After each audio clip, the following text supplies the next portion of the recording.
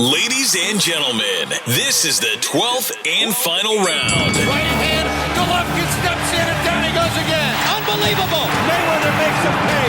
What a rookie mistake. A sensational left hook by De La Hoya. It's facts. I'm the best. You know what I mean? Sometimes I don't want to believe it myself, but it's the truth. I'm the best. I'm going to show you how great I am. From Southern California, this is the Last Round Podcast.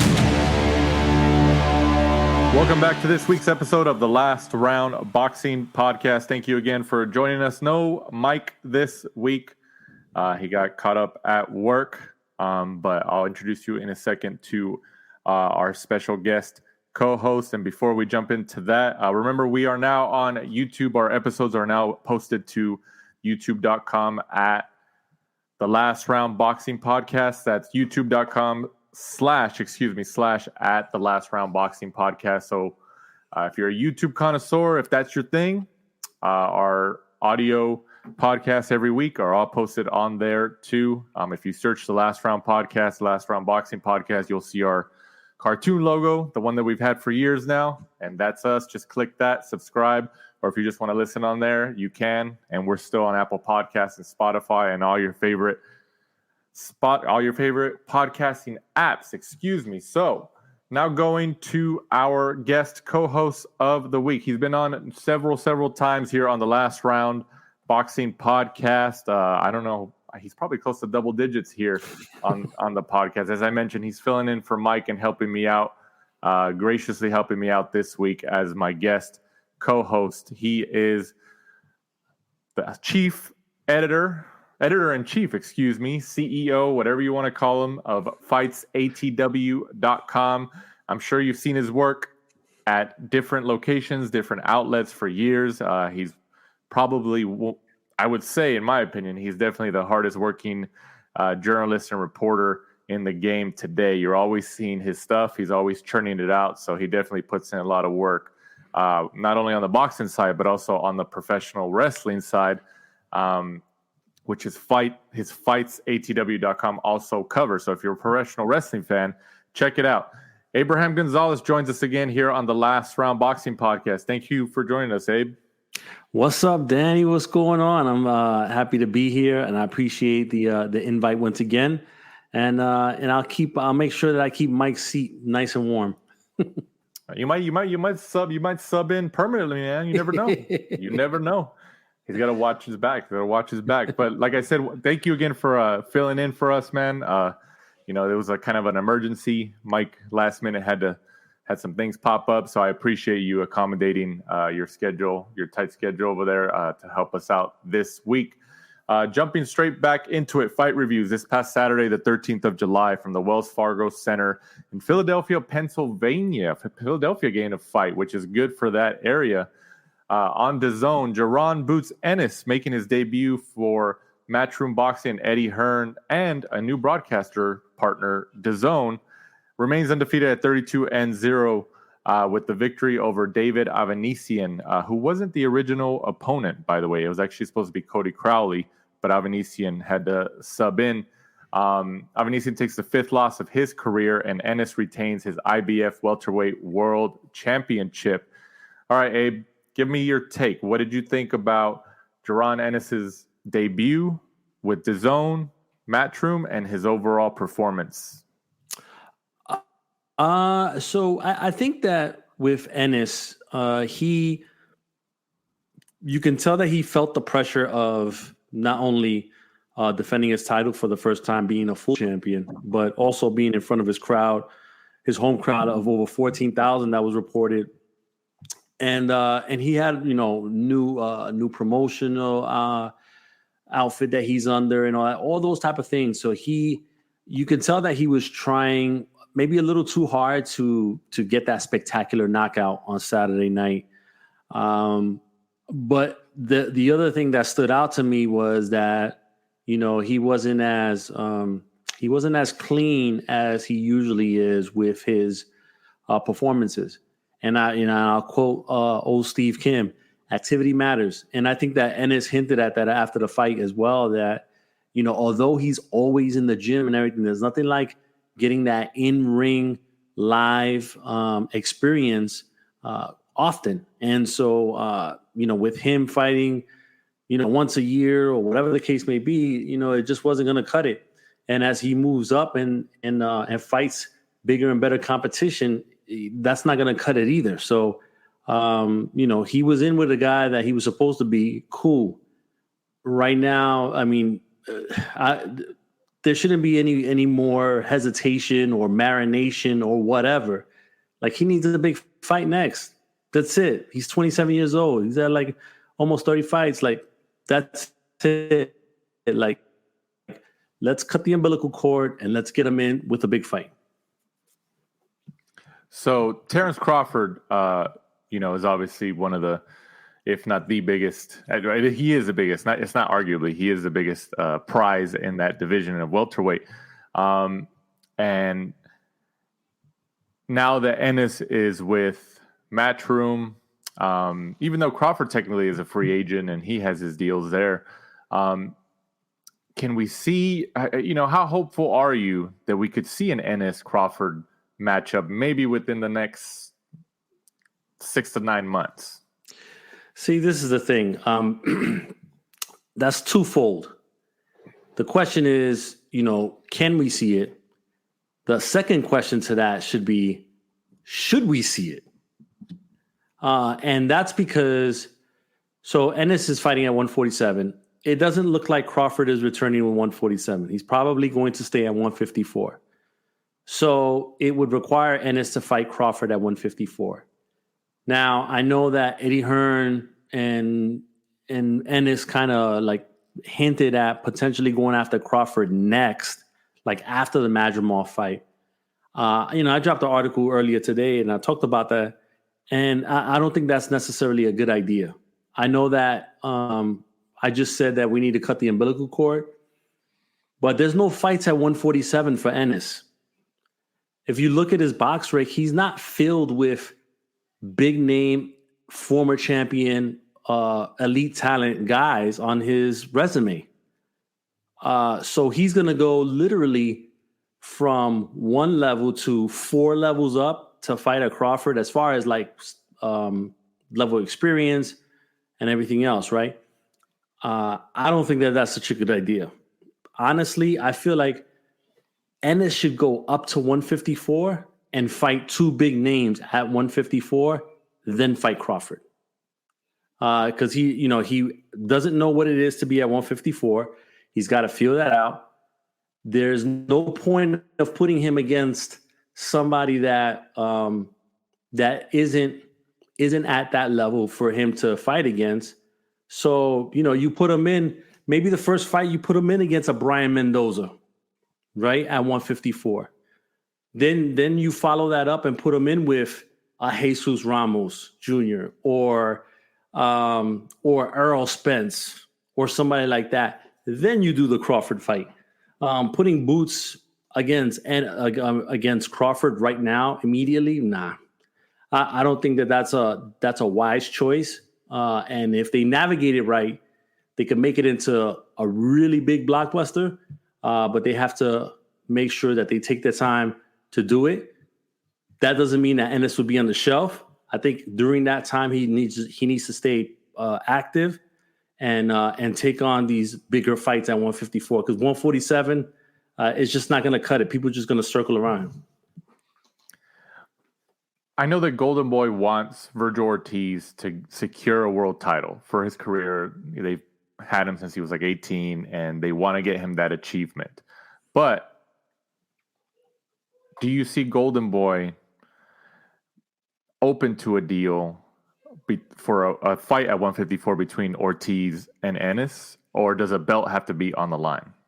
No, I think that's a bad fight for Ortiz stylistically. And I don't see Ortiz being at 154 any longer than 12 months. I think that he'll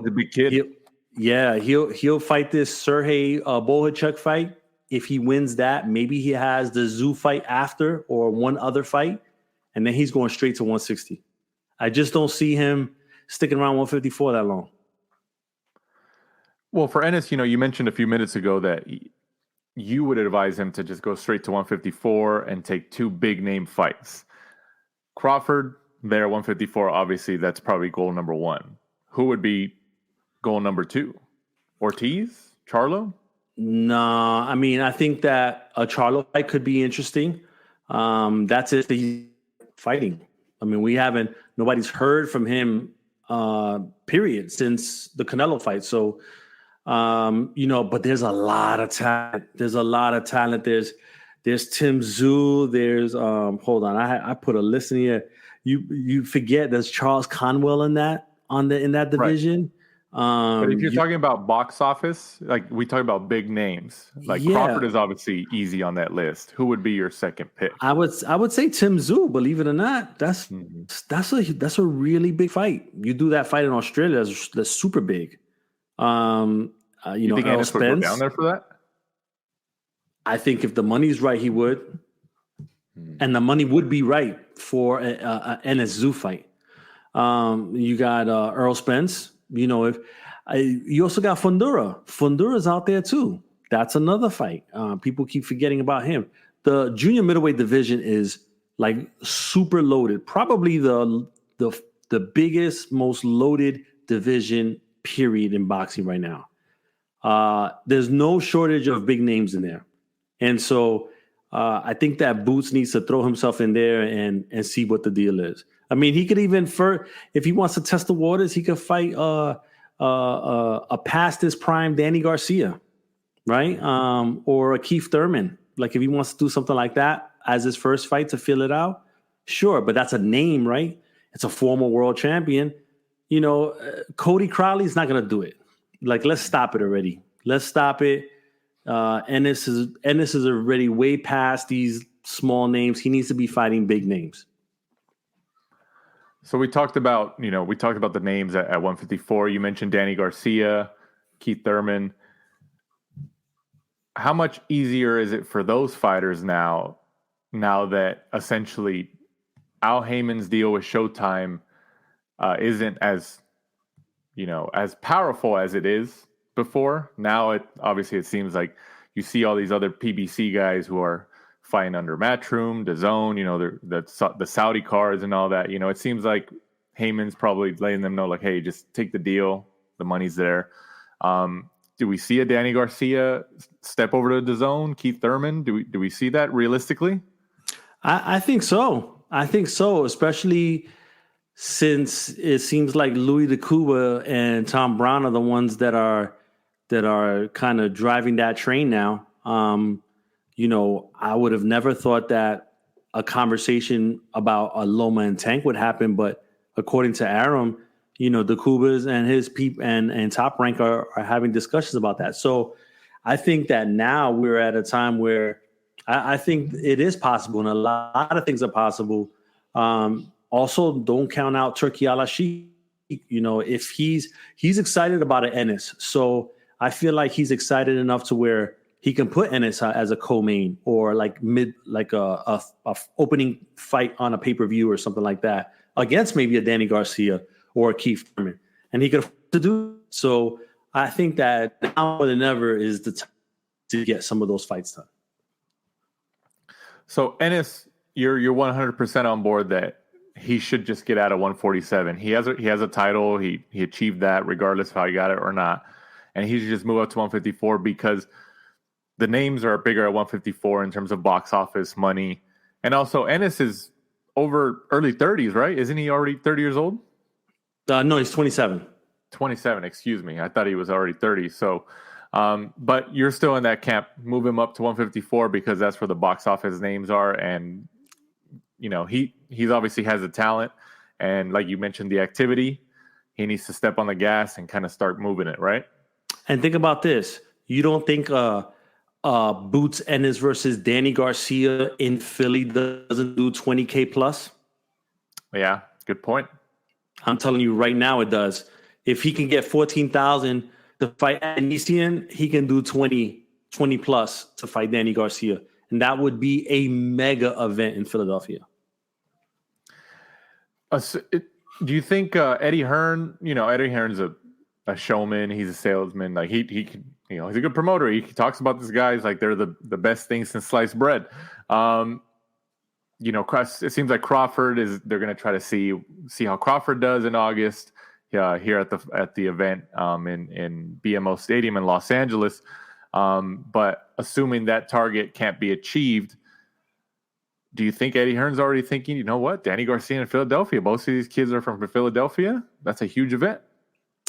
I think if he's as smart as I think he is and as savvy as I think he is, yes, he's been thinking about that. And if I'm Eddie Hearn, probably already had about why he was there, testing the waters a little bit. Right. Yeah. Maybe had some behind the scenes contact with Danny Garcia's camp. Trust and believe there was likely a conversation that was had there just to kind of feel it out. Like, hey, Danny, what you up to? This, that, there. Why don't you come down to the Boots Ennis fight? I'll put you ringside. Even though they put the cameras on him, that doesn't mean that he wasn't there ringside. Right. And so, like, hey, come down ringside, check it out. See if you like what you see. And then that's how it starts. Exactly. Yeah. And until you start mentioning Danny Garcia, you kind of forget about him because, like you said, activity, especially the last several years or the last few years, the activity hasn't been there. And, he kind of had his time before like the 2020 year and the pandemic and all that. But he's a Philly kid, Boots Ennis, 14,000 showed up for Boots' fight this past weekend. To put two Philly guys on there, former world champions.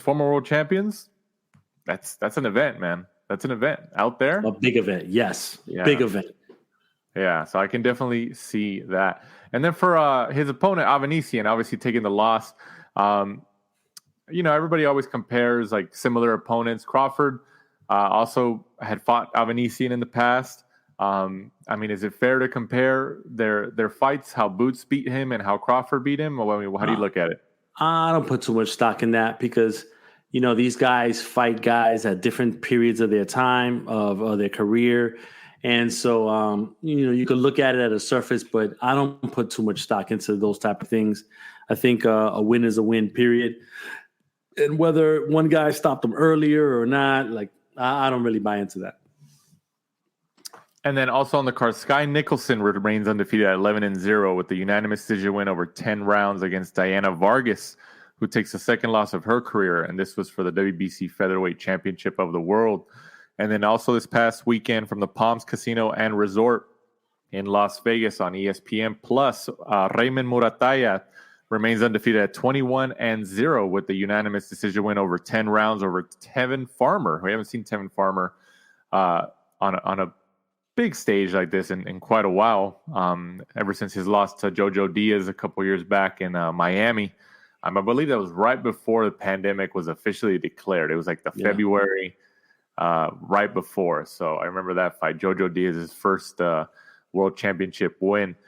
Farmer takes the sixth loss of his career. Muratalla wins by scores of 95-94, 97-92, and 96-93. What'd you think about this fight? I think this is a wake-up call for Muratalla. He was steamrolling guys and he was calling out the champs and everything. I think that we need to, pump a little bit of the brakes on Muratalla and maybe regroup and take a look at how that fight went down, and maybe make some adjustments. It looks like, Muratalla does well against the brawlers, but against the boxers, maybe not so much. Now, he made the right adjustments late and was catching up to Farmer late. But this is the thing. Against the next level guys and against the world champs, you can't afford to do that because by then you might be down 8 rounds. Right.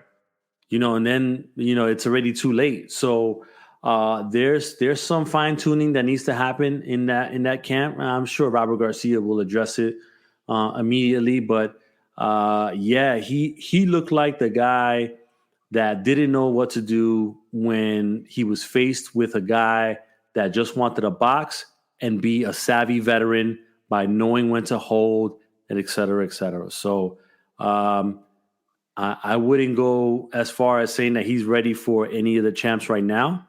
Probably should chill out for a second, maybe take another good, solid step-up fight or two, and then maybe go for a world title next year. What about Tevin Farmer? What was your take on Tevin Farmer? After a long layoff and having seen him in a while. Yeah, Tevin Farmer, he gassed out late, but that also is due to activity, right? Activity matters, and so Tevin Farmer looked like the guy that can give a lot of people problems. With his style.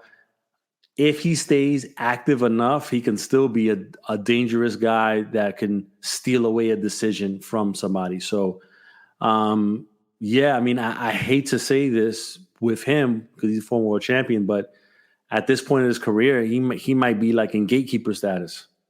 I don't know if he gets another world title shot anytime soon, and he's not getting any younger.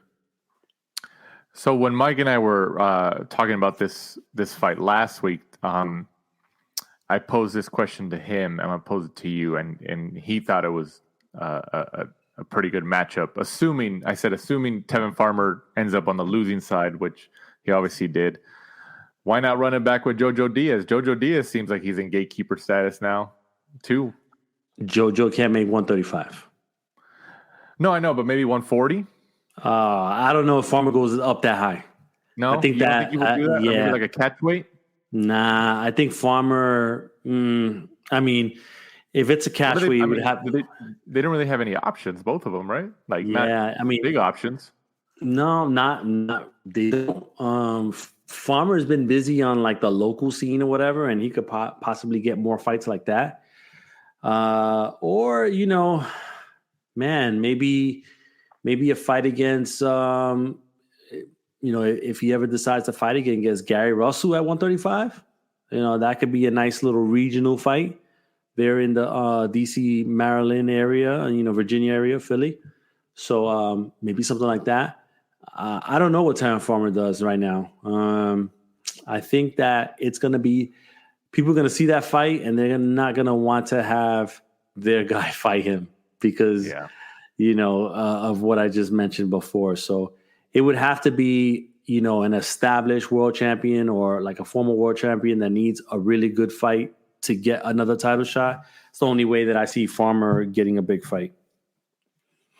Rewinding to Muratalla for a second. You said he probably needs, one to two more fights before getting that big opponent that, that significant world champion or anything like that. If you're advising him, you're on team Robert Garcia, within that camp. Who would be an ideal opponent next for him? Oh, that's a good question, and I'm gonna see. Let me see who's down there. Let me see at 135. Top Rank would probably be, maybe hesitant, but they'd probably want to do it like a Keyshawn Davis, maybe. But who knows? Maybe Edwin De Los Santos. Edwin De Los Santos is out there. Let me see. Floyd Schofield, but that's a dicey fight. Because there's two young prospects. Frank Martin is out there. That's right. You could do a George Kambosos. Yeah, I could see that.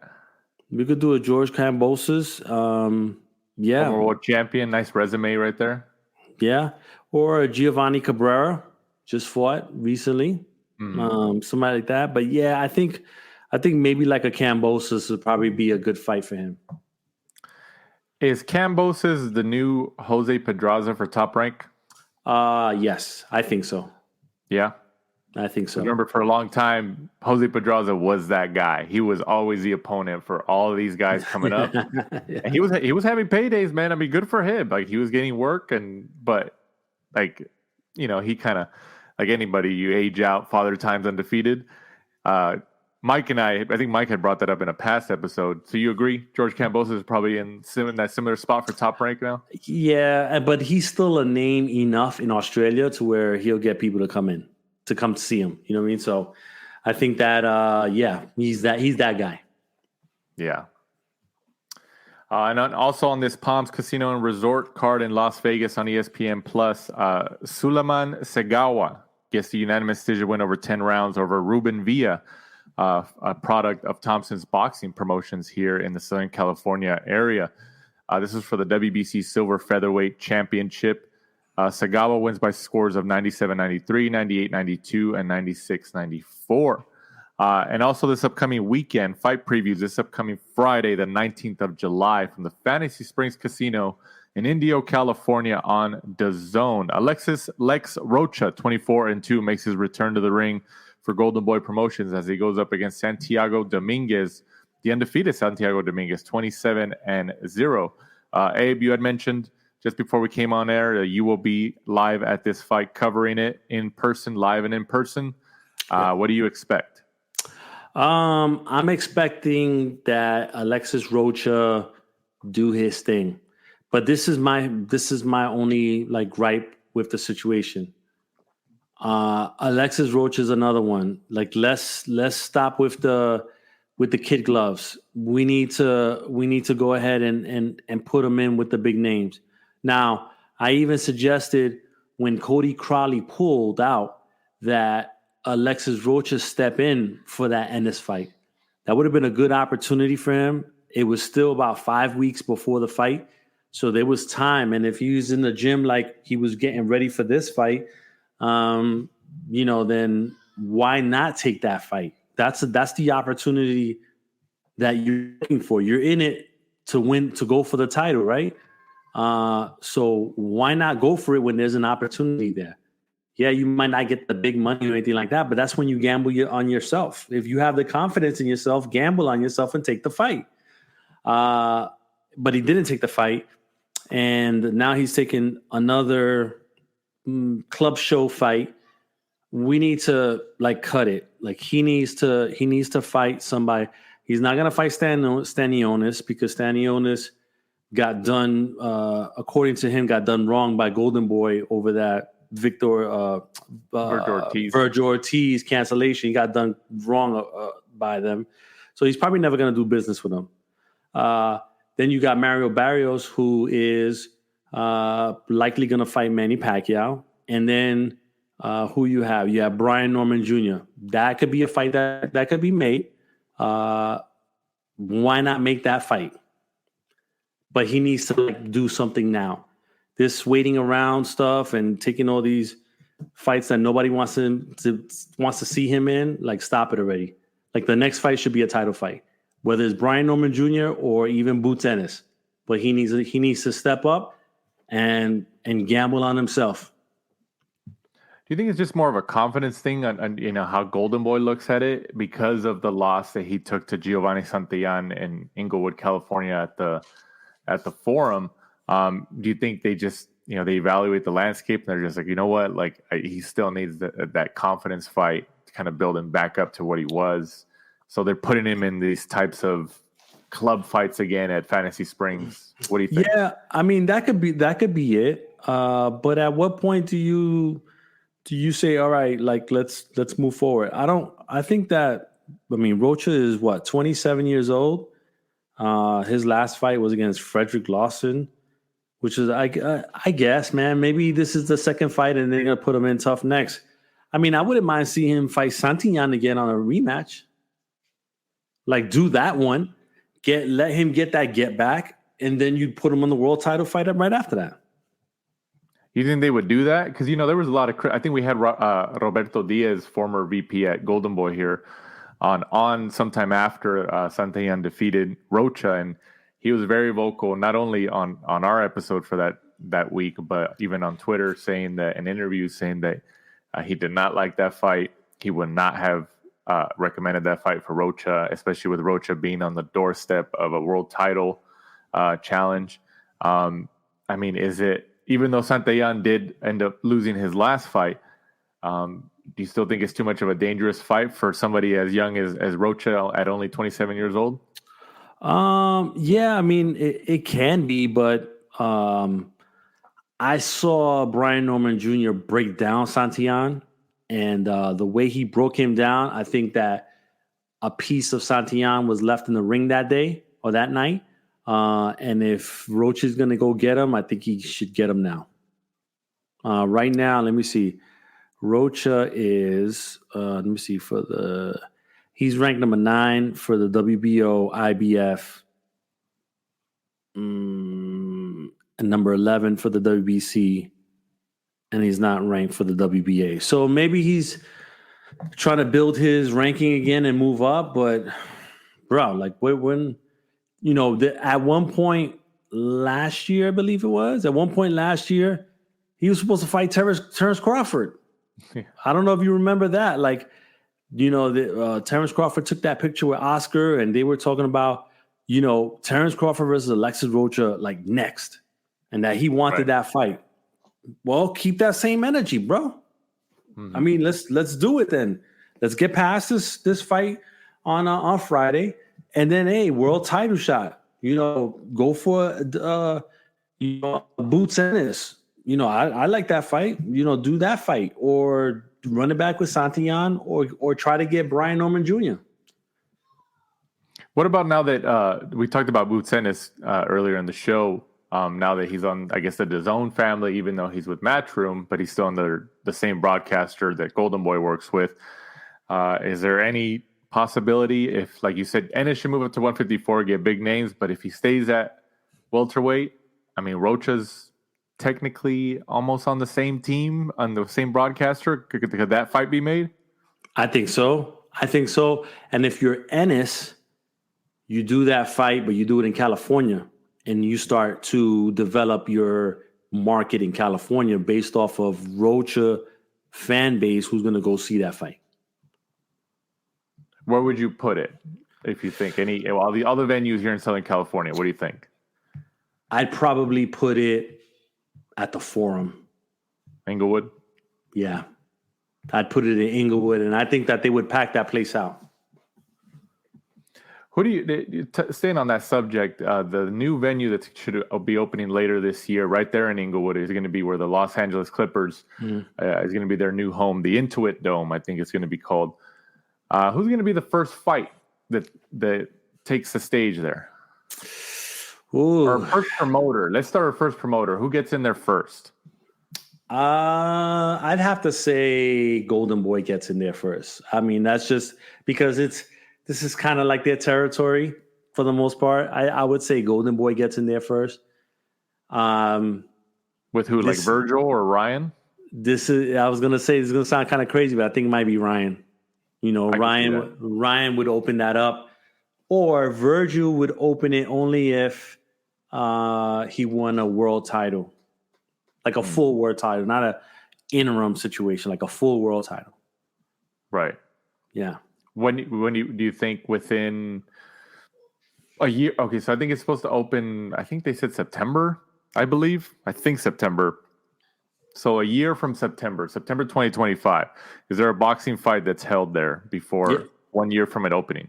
Yes, absolutely. Yeah, because we've been discussing it here on a weekly basis. Like, who's going to take that? These new venues open up, and you always like, okay, who's going to get in there first? How many? What's the capacity going to be like? Oh man, that's a good question. I would assume it would compete with Staples Center, right? I mean, Staples does. I would say at least 20. 15. I would say at least 15, probably 15 to 18. Yeah, is my guess. Yeah, I mean the only fight that I can see happening there before next year, if they wanted to really do it, would be Loma versus Tank. That would be the only one, because that Tank's profile would pack that place out. His popularity and everything else. Do you think Tank's essentially a Vegas fighter now, though? No. I think that Tank will still continue to tap into different markets, just as long as that market can provide the financial backing to fulfill his requirements. So, I still see, Atlanta being a place where he'll have a fight. I still see New York. I still see LA. I would not doubt that at some point in the future, and within the next 24 months, that he fights in Chicago. That only makes sense for him to do that. Chicago's a big city. and I think that they're probably way overdue to have a big fight there. And they would Maybe certainly come out. The United Center? I don't know. Whatever big venue it is out there, they'll do it. Trust me. And they'll pack that place out. One more thing on the Rocha fight this upcoming weekend in the Coachella Valley on DAZN. Santiago Dominguez, 27-0. Do we know anything about him? Because sometimes these unknown names are sometimes the most dangerous guys. Yeah, I mean I haven't seen any tape on him. Looking down at some of the guys that he's fought, none of them stand out. Although, you know what? Oh, I think he fought on. Yes. So I did see him fight. He fought on the Gilberto Zurdo Ramirez fight in March. So I just have to go back on the replay and look back at that. But I remember seeing him fight, and actually, you know what? I mean, I could probably look it up, but yeah, he was on that card, so I just have to look back. Yeah, these names, like you look at it, even us boxing guys, we see like, Rocha should take it. He has probably the most big time experience stuff. But then these guys come in fight night, you don't really know too much about them, and you're just like, oh wow, like these unknown guys, like good amount of the time they come in and they're just like, nope, I'm here to win, man.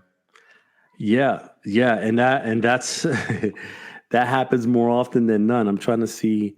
Okay, here we go. He earned a split decision over Jose Sanchez. And I wrote in here, in a fight that appeared to be one-sided but lacked entertainment value. Although there wasn't too much action in the first round, you could hear Dominguez punches, how it shifted. Okay, Dominguez landed one punch. Oh, he's a one punch at a time type of guy. Oh, okay. Yeah, it's kind of built for Rocha, isn't it? Yeah, there you go. He's not. Rocha is a volume guy. He's not gonna. I don't think he's gonna be able to withstand Rocha coming at him. With punches and bunches. Right. Exactly. Yeah. And also this fight actually is on Friday the 19th. I believe I don't know if I said Saturday. Yeah. It's actually Friday. No, 19th. I think you said Friday.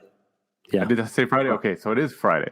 On DAZN. We're getting a lot of these Friday cards this entire year. So there's a lot of boxing on Fridays and Saturdays. And this upcoming Saturday, the 20th of July, from Tampa, Florida, on DAZN pay-per-view, Jake Paul, your favorite and mine, the problem child, 9-1, returns against Mike Perry, 0-1. So Jake Paul, are you on the bandwagon now? What do you think?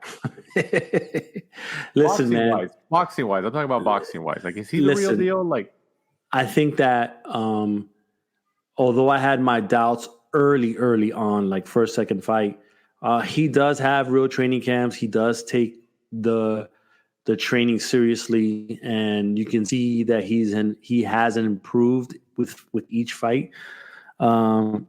Is he like a future world champion? Probably not, but as far as boxing is concerned, I think that he's taken it serious enough to where he's gotten better, and he's actually doing some boxing stuff in the ring.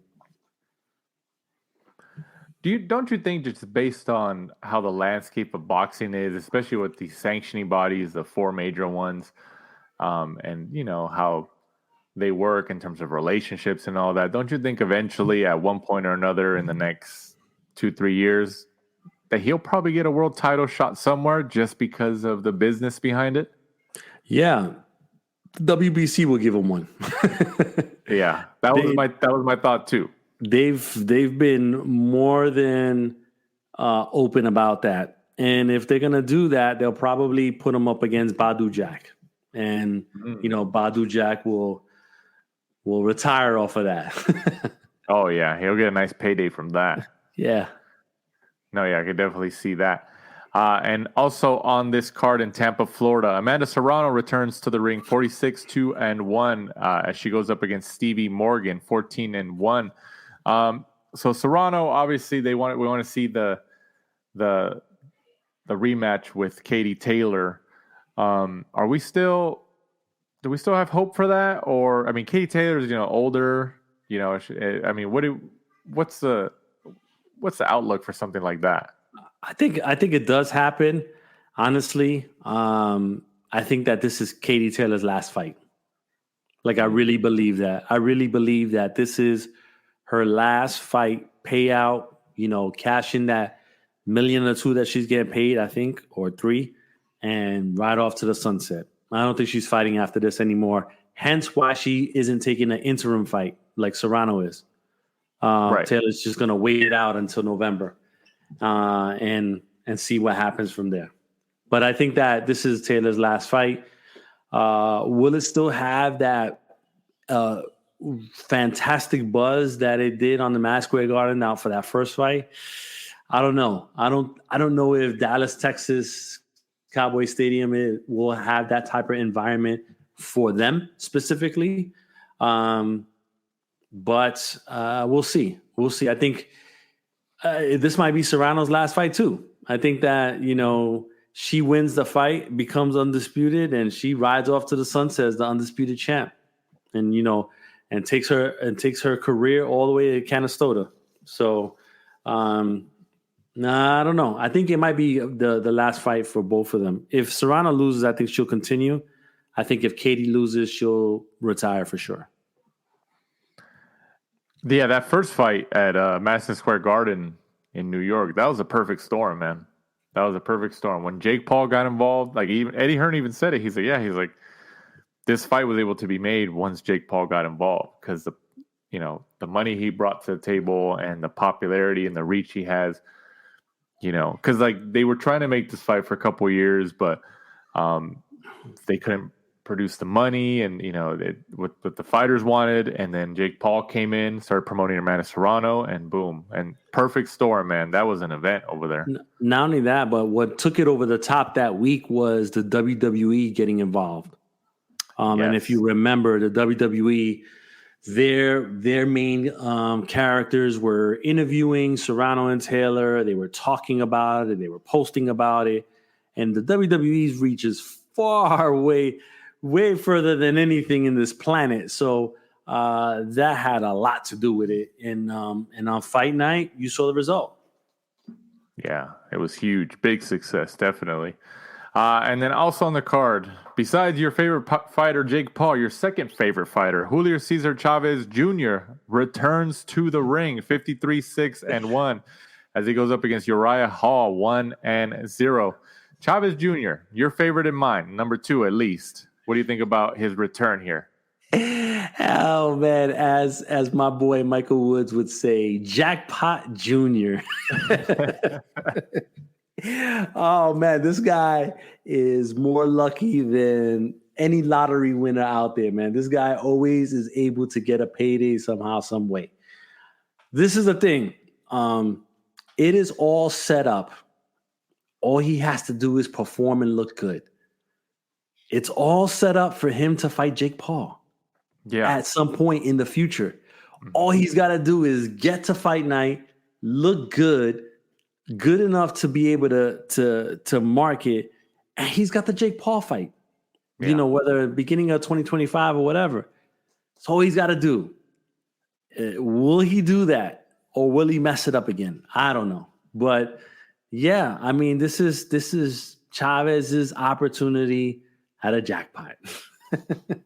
Oh, yeah. Yeah, and I'm sure he knows that. And you would think his dad, Julio Cesar Chavez Sr., has already probably had that conversation with his son saying, hey, you could get this fight. This is why you're on the card. So assuming it all goes to plan, Chavez Jr. wins, Paul wins. Obviously, there's a discussion somewhere, and then I'm sure Jake Paul will be asked about it. Chavez Jr. will be asked about it. Because, it's business. They're both known. Chavez Jr. will bring some type of audience and stuff.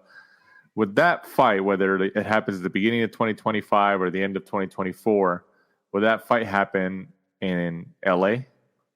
No. So get ready to hear this. Chavez Jr. is going to be the contingency plan in case the Tyson fight falls out. Oh, interesting. And it's a good, obviously, you didn't say that officially. This is me saying it. Yeah. Because it makes all the sense in the world to have he's going to use Saturday to regain the confidence of the fans, especially there in Texas, right? Mexican fans, everything else. You don't know if Tyson's going to, pass the physical or whatever. Yeah. If he doesn't, you still have a stadium that you need to fill, and you can't postpone it again. So what do? You have the son of a legend, Mexican, that just finished coming off of a dynamic win in July, that's going to fill in, and you sell just as many tickets. Yeah, that's true. I mean, quickly on that point, Mike Tyson, we obviously know his age, late 50s and all that. And that is a general concern that, maybe fight week and the medicals don't, they don't pass or something happens, like, unfortunately, right? What's the percentage if you just had to put an estimate on there that Tyson is in that ring on fight night? I'm going to say it's not even a percentage. I'm just going to say it's 50-50, honestly. Yeah. I think it's 50-50. Believe it or not, whether anybody wants to agree with what I'm about to say, it's the absolute truth. Paul Tyson on July 20th was the event of the summer, without a doubt. That fight not happening in the summer killed the summer for boxing, other than the Crawford fight. But as far as big mega events, that killed the summer. It killed it. And, it going into November, wintertime, Thanksgiving time, I don't think it's going to have the same amount of steam that it had for the summer. Like, it's like bubbling everywhere. And then it got postponed, and then it's like, then people are going to doubt it all the way up to the fight, which is going to ruin the buzz for it. That's a very good point that, I didn't think about it until you started saying it right now, is that the buzz, there's going to be people out there who were already invested because, it was on Netflix's first, type of combat sport fight. And the reach that they have, it was free on Netflix as long as you have a subscription, and hundreds of millions of people not only in the United States but around the world have a Netflix subscription. So I understand that. But you're right though that they had such a huge buzz, and I'm sure this as well. But Mike and I always talk about on episodes when. And not just casual fans, like, there's like casual fans. Like, there's levels to the casualness of a fan for sports.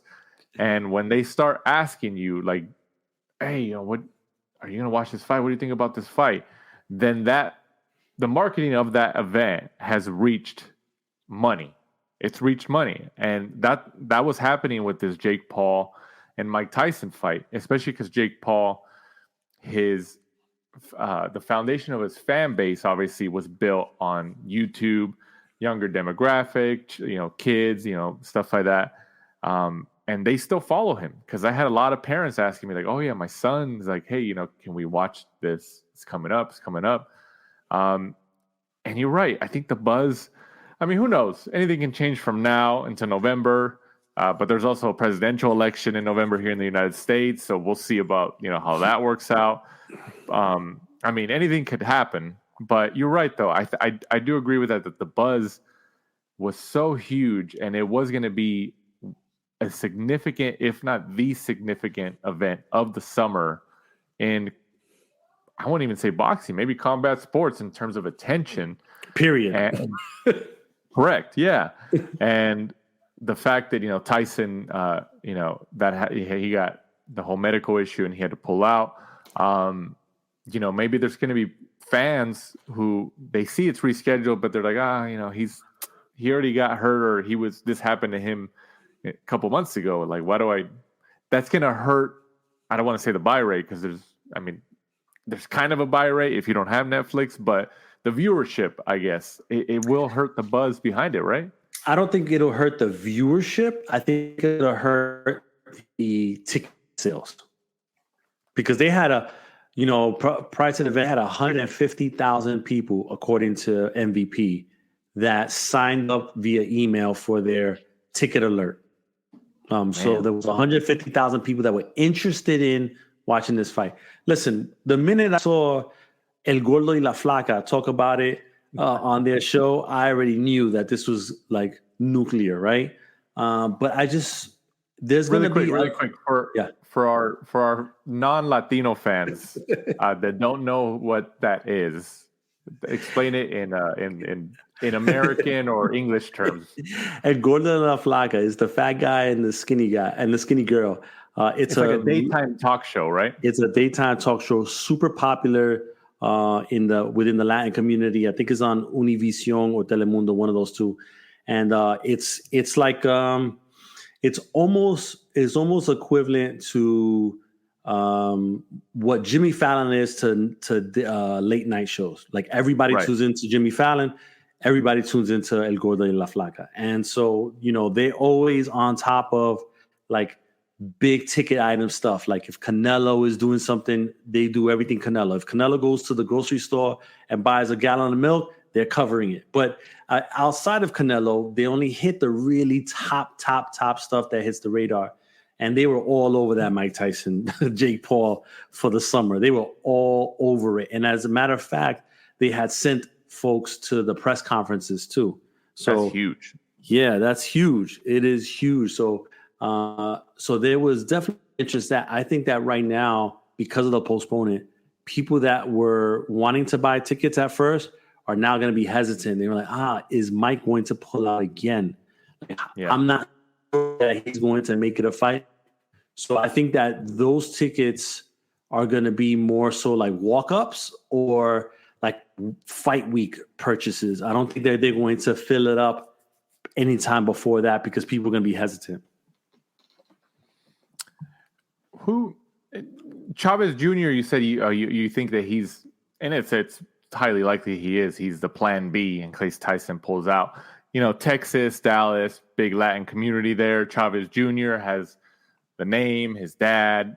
I get it. I completely get it. Does it still, if Chavez Jr. has to slide in as the opponent, does it still do pretty decent tickets at the gate? I think it does, but it all depends on how Chavez Jr. looks on Saturday night. Right. If he knocks this guy out like on a viral knockout video on social media, oh yeah, it'll be big. But if he just wins like by decision or whatever, then you could scratch that. And then also this upcoming weekend from Tokyo, Japan on ESPN Plus. Konsei Tanaka, 20-1, goes up against Jonathan Rodriguez, 25-2-1 for the WBO Super Flyweight Championship of the world. Rodriguez traveling to Japan.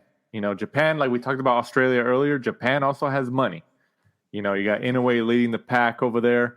But if you're not making money in the United States or, there's just no opportunities, Japan, Australia, those are probably arguably the next best options, in addition to the UK and stuff like that. But flyweight division, besides Bam Rodriguez, who's number 2 in the whole division? What do you think?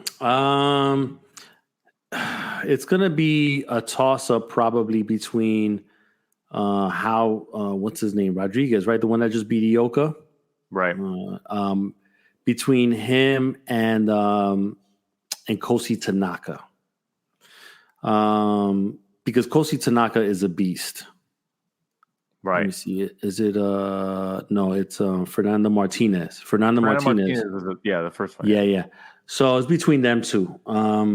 Fernando Martinez, he really showed me something, man, because I didn't think that his style, like I thought that Ioka would be able to pick him apart because he's just kind of like a straightforward guy. Yeah. But I feel like Ioka got old, man. He got old on that fight, kind of, in the ring. And he couldn't pull the trigger in a lot of spots.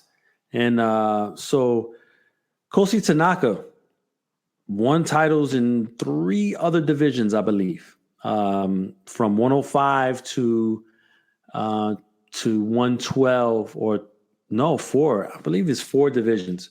I'll look that up right now. But Konsei Tanaka, he definitely learned from his mistake, which was he got a little too cocky when he fought Kazuto Ioka on New Year's Eve a few years ago, because he was going for another title. He was blazing through the weight classes, and he's a 4 division champ. It's a 4 division champ. So he was blazing through folks, and then Ioka gave him a lesson. I think he learned from that. That kind of like bruised his ego and was like, you know what? I need to understand that I'm not going to blow through everybody. And he needed that fight to learn from that. And I think from there, he was able to build upon that. And on Saturday, we'll see him probably, score another decisive victory. And then maybe he gets the Roman Chocolatito Gonzalez fight. Yeah. Is the Chocolatito still essentially the cash cow in the flyweight division? Yes, if we're talking about Japan, because Chocolatito is the second coming over there. You know what I mean? Like, he is a celebrity. No, because remember that a lot of his early career was spent in Japan. So he's a celebrity there, and that's a big, mega fight if they do it. I'd have to believe that if they want to really cash out on it, they'll do it on New Year's Eve. That's the big New Year's Eve is the biggest thing in Japan. And it actually lasts like 4 days. And so that they celebrate it. That they usually have a big fight on New Year's Eve. And I wouldn't be surprised if it's, Roman Chocolatito Gonzalez against Konsei Tanaka on that night. Yeah, that'd be a big event over there. Have you ever seen Chocolatito train? Because he trains in the Coachella Valley. Have you ever got a chance to go over there and watch him? No, I haven't. I did speak to him, and I posted a video on my profile right before this last fight. And, I had spoken to him a couple weeks ago, and he was in good spirits. And, he definitely enjoyed that sparring with Bam. And you could tell that Bam benefited from that. Big time. He benefited from that big time. And I think Chocolatito, given the way his last fight went, touching on Chocolatito real quick, 37, and he's still a great champion or a great fighter, I should say. And he still can give a lot of people problems, but he's 37. Like, he's a real 37, and a little slower on bringing the hands back, a little bit slower on throwing punches. He can get countered if somebody is a little quicker and savvier, but he still throws a lot of punches. I just think that he doesn't need to fight Bam and doesn't need to fight Junto Nakatani. He should probably stay away from those two fights and fight somebody like Konsei Tanaka, or maybe even Martinez, or somebody like that. Yeah, there's definitely an abundance of options, regardless if they're the elite level or a little bit less. The flyweight division has always had some pretty exciting matchups, so he should be able to find somebody. And then also we touched on it, Junto Nakatani, 27-0, is also on this card as he goes up against Vincent Astrolabio. Astrolabio? I hope I pronounced that right. Who's 19-4. This is for the WBC Bantamweight Championship of the World. Who's the favorite here? What do you think about this matchup? Well, Junto is the super duper heavy odds favorite. Junto Nakatani is one of the best fighters in boxing, period. It's that simple. I don't know if it were to ever work out, but if they can do it, a Junto Nakatani versus Naoya Inoue in Japan would probably sell out the Tokyo Dome. Man. That would be considered like a super fight. I don't know if they could do it, if they would want to do it, but that's bigger than the Neri fight. Oh, without a question. Yeah, miles bigger. Because that Neri fight was pretty significant over there. Yeah, but that was also because of all that history that they had with Neri, and Exactly. they wanted, secretly those Japanese folks wanted their pound of flesh, Yeah. against Neri. So they just wanted to see that. But two elite guys at the peak of their careers, that has really big Tokyo Dome numbers written all over it. If they want to do it, but right now, I mean, Junto Nakatani is one of the best fighters in the game, period. Like I said, and I don't see that changing on Saturday. I think he's gonna blow this guy out, maybe stop him in the mid to late rounds. Also on this card, rounding off the card, Riku Kano, I hope I'm pronouncing that right. 22-4-2 goes up against Anthony Alesquaga. That's a good one. 6-1. This is for the vacant WBO Flyweight Championship of the World. And then also news and notes section of this week's episode of The Last Round. The WBC has ordered Shakur Stevenson versus William Zepeda. We were talking about this just before we started recording, and I know you have an opinion on this. What's your take on this recently reported news? Well, as quick as that came out, Oscar De La Hoya threw out a little flare and said, hey, check this out. William Zepeda is so badass. He has 4 sanctioning bodies to choose from. Nobody will tell him who he must fight next. Those were the words of Oscar De La Hoya. So basically what Oscar is saying is that, if that fight is going to happen, it's going to be basically on his terms. He's made it clear that if Shakur Stevenson doesn't sign with Golden Boy, then he's not making the Zepeda fight, period. Which leaves Zepeda with the other options. I've always felt like the fight, and Oscar said this to me on fight night on the Zepeda fight, along with a few others. Although Zepeda threw out Lomachenko, Oscar wants the Baranchyk fight. He sees that more of a better matchup stylistically for Zepeda, which I agree with. And I think that it would be a easier fight to make, considering that Baranchyk is with K2 Promotions and they don't play the boxing politics. They'll make a deal where they need to make a deal at. And so I think that is a fight that can be made easier. You get Zepeda the strap, and then all of a sudden now he can demand a higher purse. Anything else will be a unification. There'll be more money involved, so on and so forth. So I think that would be the smart play. The WBC is, I don't know. I think they're just fronting for the gram, as they say. I don't think that they're going to do anything like that. I think that if it goes to a bidding, Zepeda probably pull out, and they'll announce the Baranchyk fight, if anything. For Stevenson now being a free agent from Top Rank, obviously it makes this fight a lot more probable than what it would have been if Stevenson still had an agreement with Top Rank. I mean, but from Stevenson's point of view, I mean, who else would step into the ring with him? Like you said, Oscar De La Hoya says that Stevenson has to sign like a multi-fight deal with Golden Boy in order to get the Zepeda fight. Don't you think from Stevenson's standpoint, maybe that might be worth it? Because then you got Zepeda there, you got Ryan there. I mean, I'm sure Eddie Hearn and Al Heyman are going to try to throw, their ring in the hat. But I mean, what do you think? Let me tell you something. Shakur Stevenson, wherever he goes, he needs to do some damage control because people aren't messing with Shakur Stevenson. Now, if I'm Shakur, his stock went down. That's why I'm asking. 100%. If I'm Shakur and the deal was right, I would probably sign with Matchroom. And then if I'm Eddie Hearn, I would take Shakur overseas and fight like 1 or 2 fights overseas, like against like a Chamberlain or somebody like that, right? And kind of get people to forget about Stevenson a little bit on the U.S. side. And then him rack up a couple wins out there and then bring him back and then kind of do all that. Now, he wants only big fights, this, that, and a third.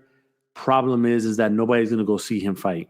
Not right now. Not after that what the old saying goes, fool me once, shame on you, fool me twice, shame on me type of thing, or whatever the case. Yeah. I think that applies here, and people are not going to get fooled the third time.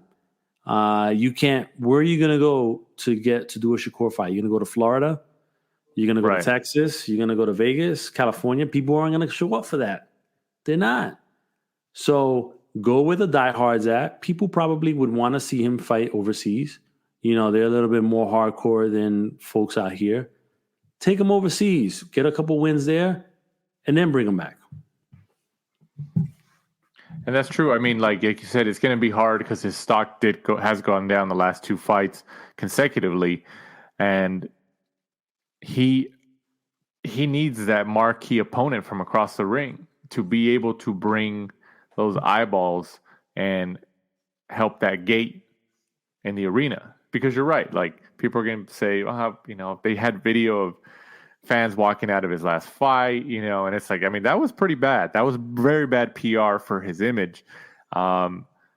So I agree that, Matchroom could take him overseas because they'll look at it like when Lomachenko went over there to fight, the UK fans came out to watch because they said it makes sense that this might be the only time we're ever going to see him, which probably true. That's the only time he's ever going to fight over there in a marquee matchup like that. And they might look at Stevenson like that, whether they call him boring or not, or his stock went down. They're going to look at it like, oh, he's a great fighter. He's still got a lot of years ahead of him, and it's probably going to be the only time he's going to fight over here.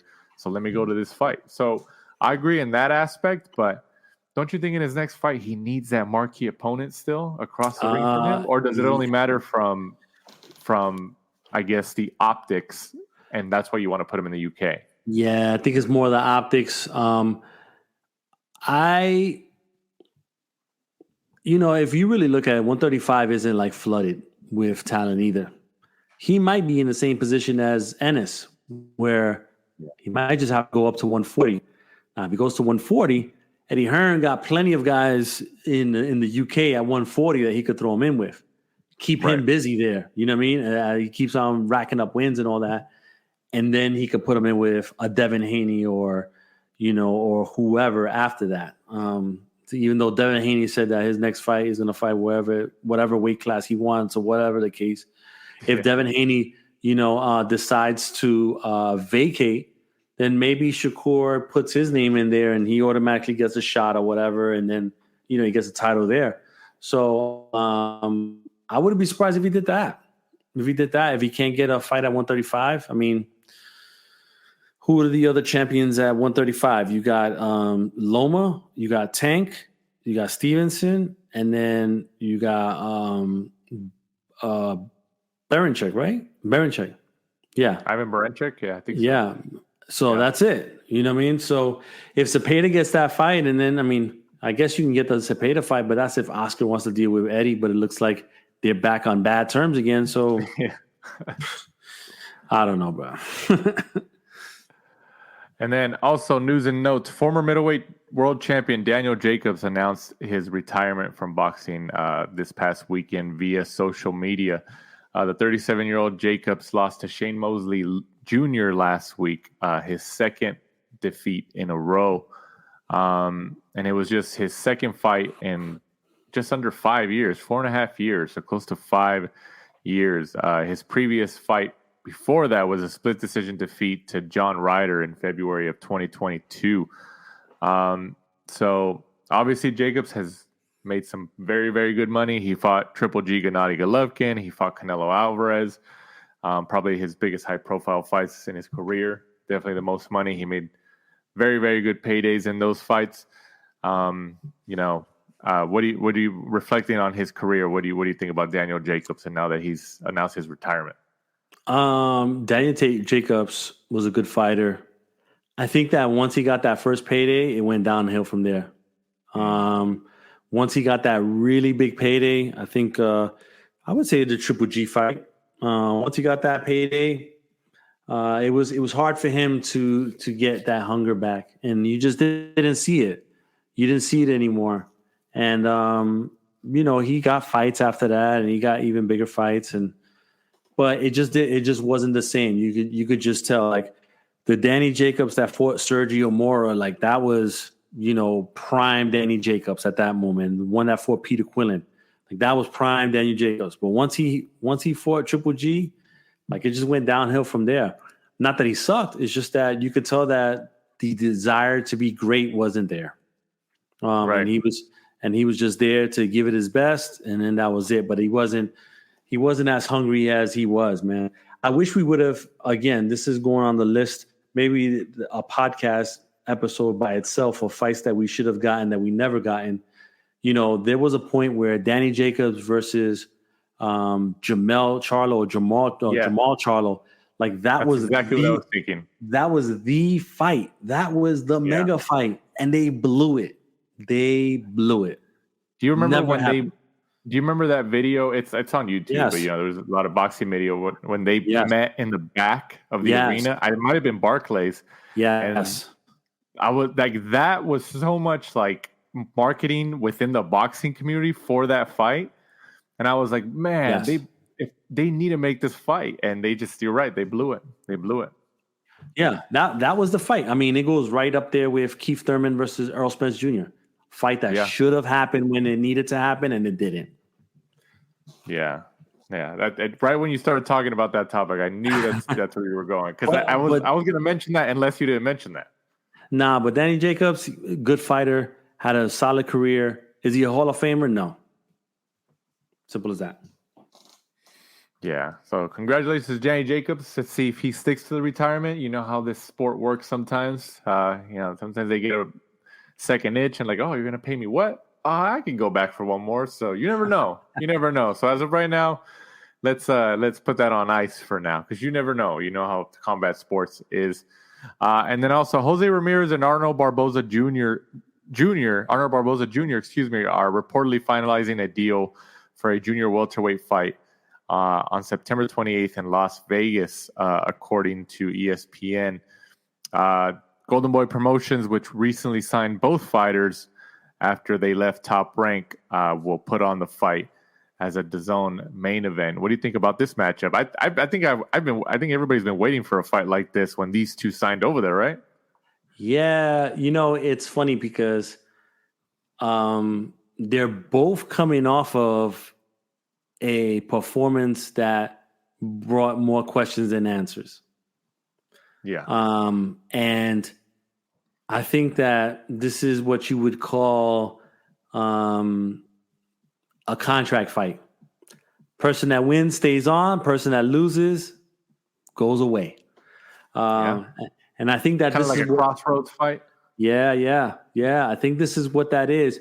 More so for Ramirez than it is for Barboza, because Barboza still got some miles on him, but that left on him. But I think that if Ramirez loses, that's it for him. I don't think that he fights anymore after that, nor do I think he wants to fight anymore. Ramirez punch resistance isn't there like it used to be, and that was clear in the last fight. Right. And Barboza, I don't know what happened to him in the last fight. He just looked like he didn't know what to do, and that was the first time that he looked like that, because he hadn't before. So this would be an interesting fight, because they both are coming off of unimpressive wins, and now they're main eventing, and they're under the same management, and they're you know what? I take that back. I don't think Rick Merigian is Barbosa's manager anymore. So no, I think he might still be with Ramirez, but not Barboza. Yeah. So I think it's a good fight for that area. People will come out. It's intriguing.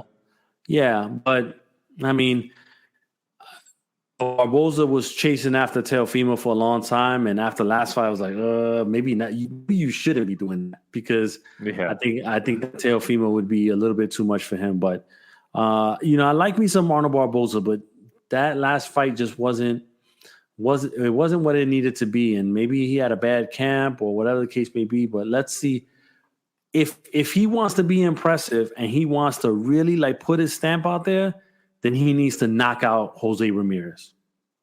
Period. Right. Knock him out, and within like statement, boom, within 7-8 rounds, knock him out. Yo, I'm here. But if 12 rounds and it's like a really hard fight for both of them, man, that's gonna be tough to come back from. Yeah. Oh, unless Golden Boy looks at it like, if it's a good fight, back and forth, split decision or something, they're like, oh, well, let's run it back, make some more money on the rematch. Because you never know. I'm sure as a promoter, that's how they look at it sometimes. Like, oh, we can turn this into a trilogy if they split the first two. Take some money out of all three. Like, you never know. You never know. You're right. It could be that way. I just don't think that it's going to be like that. I hope that it isn't, so that we could just see it once. But if it is competitive and we have to see it more than once, then it is what it is. Right. And then also the monster Naoya Inoue will reportedly defend his undisputed junior featherweight championship versus TJ Doheny in September as well in Tokyo. So, is he the most active, like, major star in this boxing world? Is it him? No, because didn't Anthony Joshua fight like 3 times last year? Or he's going to fight 3 times this year? That's true. But is it in a way fighting more than that? Isn't no, he's fighting twice a year. He's fighting twice a year. Is it twice a year? Wow, I don't know why I feel like he's I don't know. Maybe it's just I bought into the hype a long time ago, but like he's like, like we talked about earlier. You mentioned it a couple times throughout this episode. Activity matters. Activity matters whether it's twice a year or 3 times a year. You need to fight. Yeah, you need to fight, and then in a way, and like Anthony Joshua, like for example, Anthony Joshua, you just touched on that. He's had some losses, but then he comes back and he just keeps the schedule going, and then he gets back up to the top, and then he's like, oh, he's one of the best guys in the world again. Yeah, Yeah, and with Inoue, I don't like this fight. I thought he was gonna fight the dude from Australia. What is his name? It's not coming to me. But the kid from Australia, undefeated, the one that showed up to his last fight after the post fight.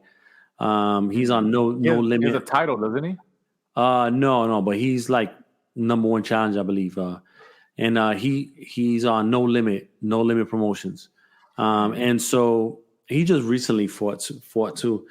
But he was supposed to fight him, and then for some reason one thing led to another, and they was like, oh, we're going with Doheny, and I was like, what? Like, that doesn't even make any sense. But he could just be trying to get another fight in Japan, and maybe this is his last fight at 122, and that's why they're trying to get it in Japan, and then make the jump to 126 after that. I don't know. We'll see. I know that when he was in New York, man, I'm gonna tell you. So I was at the Boxing Writers Association. Sam Goodman. That was who I thought he was gonna fight, but it didn't work out. I was at the Boxing Writers Association of America dinner in June during Xander Zayas fight weekend, and so Inoue showed up, to get his Fight of the Year award. So big deal, Inoue coming to the U.S. So on that Friday, he was at Yankee Stadium. People, Inoue, Ohtani. Yeah. That Saturday when he walked into the Garden, the theater inside the Match Square Garden, like it was like a commotion when he walked into the room from the fans. It was a big commotion. At the Boxing Writers dinner with the other folks that were in there, and he came with like 20 media guys from Japan that followed him. That's big crazy. Commotion when he walked in. Like, I've seen stars and stuff, and but the type of energy that he brings when he walks into the room is different, bro. And his box office, and it just lights up. It lights up when he walks in the room. I'm not exaggerating. Like, this is real shit. It lights up. And Bob Arum spoke to the head of the Match Square Garden, and they were talking about, maybe getting Inoue in there And the guarding guy was like, yeah, if you do, I think he said like $7,000 or $8,000 or $10,000 per ticket for ringside, yeah, you can get like a $20 million gate or something like that. So, that started kind of, running Adam's wheels or whatever. And then he was like, well, maybe we can bring Inoue, to the United States. I can definitely see Inoue fighting at the Madison Square Garden, bro. Like real, and it'll be a big deal when he does. Will it be at 122? Probably not. I would say at 126, and you'd have to have somebody big enough to be a good dance partner at that point. If they do it like next year, maybe you build up Shushu to that point, right? And he can bring some of the New York crowd or whatever. So, but yeah, Inoue's the real deal, and he's gonna beat up on Doheny. The question is, what is he gonna do after that? Why not bring him to LA? You got Shohei Ohtani on the Los Angeles Dodgers, and also the Japanese pitcher Yoshinobu Yamamoto, who was a big Japanese baseball star in Japan, obviously now over here with the Dodgers. Ohtani, Yamamoto, they obviously met in New York, like you said. I believe Yamamoto took a picture with him. I saw a picture that the Dodgers actually tweeted out. There's a chance. Ohtani, Yamamoto, and the Japanese. Aaron mentioned LA too. Yeah. I could honestly, look, New York is New York. It's, you can make an event there. But because of arguably the biggest, not just Japanese athlete in the world, but one of the biggest athletes in the world plays for the Los Angeles Dodgers. And he's got a counterpart there who's a pitcher who's also big, was huge in Japan, very popular. Those guys might be enticed to, if they can structure the fight to be in LA when the Dodgers are in town, and the Dodgers, maybe fight in the afternoon, or maybe it's an off day, or it's a month when baseball season is not there. Both of those fighters sitting front row, that's news right there for the Japanese media. That's huge. Yeah. And you do that at the crypto. You do, 22,000 easy in there. Oh yeah. The Japanese faithful in Los Angeles and LA County and the surrounding counties would show up for that, man. 100% for that. Or you do it at the BMO. Yeah. They would show up, man. That would be huge. Yeah. No, I'm sure Aram's looking into that. ESPN's probably talking about it like, hey, this could be a huge, we can break all these records, biggest Japanese crowd. And I'm telling you, man, business wise, there's something there. There's definitely something there. For sure. Well, Abe, I appreciate you jumping in here. I know, like I mentioned, it was kind of an emergency. Mike had to back out for a second, but he'll be back next week. So we always appreciate you jumping on here on the Last Round Boxing Podcast. Before we end, once again, go ahead and plug your website, fightsatw.com. What do? You talk about professional wrestling, boxing, all that stuff. Go ahead and give the fans a little taste of it. Yeah, so fightsatw.com, that's my website. I cover boxing and wrestling. So on the boxing side, I have writers from all over the world contributing, interviews, features, fight recaps. On the wrestling side, I have Mario Munguia that is doing recaps and features on WWE, AEW stuff. I also have Tom Gerbasi, who is on the Women's Hall of Fame on the boxing side. He's doing wrestling features for independent wrestlers from all over. So we have that. So just a little bit of everything. You can follow me on X at AbeG718, also on Instagram. So yeah, give me a shout. Take a look at the website, fightsatw.com, and I definitely appreciate it. And Abe, if anybody listening to this right now who wants to get into the writing game, or maybe they've already started writing for other sites, they want to expand their footprint, or maybe they want to change, they want to write for boxing, or they, professional wrestling, how would they be able to get in touch with you or somebody on your site to possibly write for you?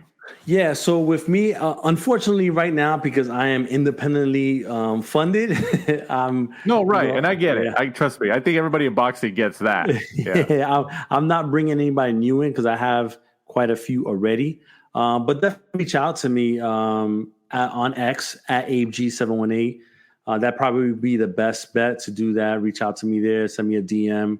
Or if you go on fightsatw.com, there is a message box on the bottom where you can send me a note there, and then I'll get it and I'll reply to you. Sweet. And once again, Mike will be back next week as we do our general scheduled shows and all that. We'll try to add an interview or two during the week as bonuses as well for you guys. But big thanks once again to Abe Gonzalez of FightsATW.com for jumping in as my guest co-host this week. So for my co-host, Abe Gonzalez of FightsATW.com, I'm Danny Z. This is The Last Round. Thanks for supporting and listening to the show. Follow us at The Last Round 12 on social media. Rate, review, and subscribe. This is The Last Round Podcast.